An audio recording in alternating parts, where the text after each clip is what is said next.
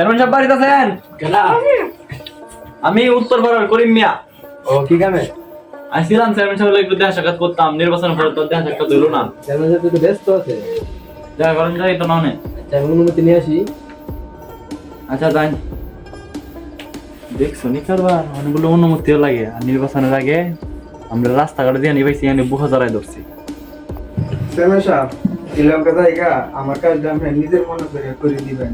আমি আপনার কাছে বহুত আশা নিয়ে আসলাম, আপনার স্যার এই কাজটা পড়াচ্ছে না।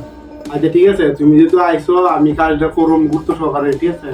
তুমি চিন্তা করো না, তুমি যাও, আমি তোমার কাজটা করুম। হ্যাঁ, আরো কি একটু বুঝা করে যাও। তুমি দাও না চেয়ারম্যান সাহেব, তোরা আইছো, আমি শোনান করে দিব না, তোমার কাজ 100% হইব।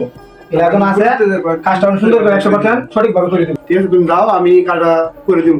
আসসালামু আলাইকুম। ওয়ালাইকুম আসসালাম ওয়া রাহমাতুল্লাহ।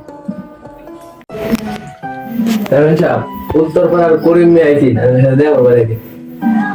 আমি হলে খুব বরিষ্ঠ লোক। কিরে রকি, চিনো? না বস, শোনা নাই তো। কে আলাদা না কেনা? আচ্ছা, ডাক দিয়ে এই কাজ হইছে। আচ্ছা করিম মিয়া আসুন, চেয়ারম্যান সাহেব অনুমতি দিতে।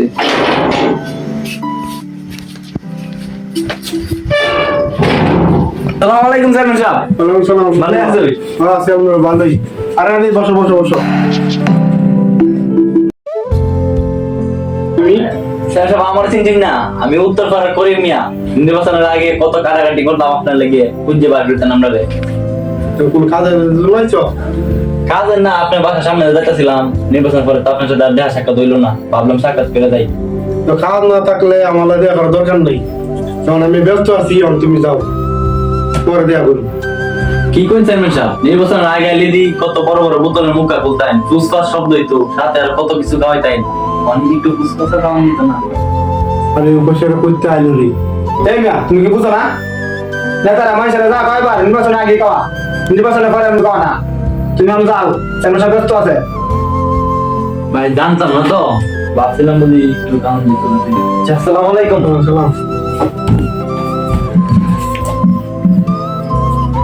আরে তো বসে কইতে আইনি, কইতে কি তো কইতে আইতা।